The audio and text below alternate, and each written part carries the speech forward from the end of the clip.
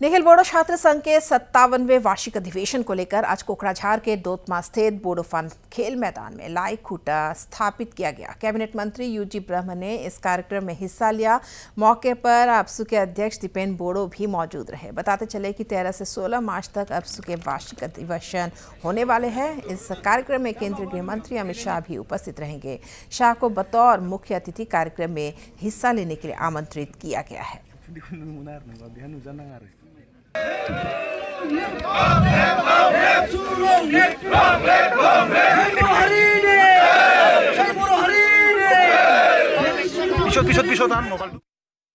निखिल बोडो छात्र घंटार केंद्रीय अधिवेशन 57तम 57तम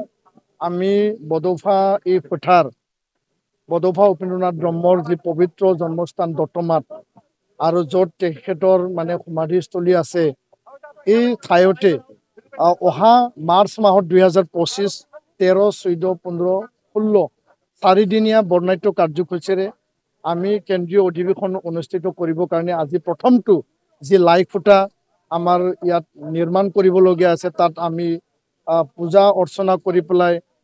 আমাৰ যি মানে বড়ো ৰীতি নীতিৰে আমি এটো সম্পন্ন কৰিলো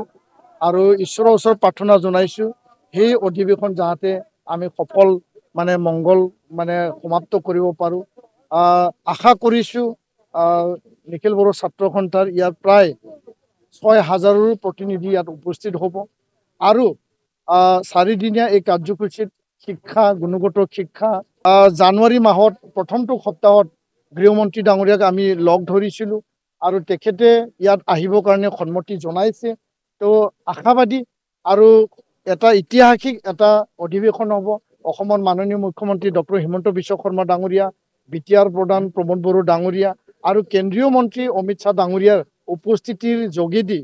যোৱা 2020 চনত যি শান্তি চুক্তি হৈ গ'ল অধিৱেশন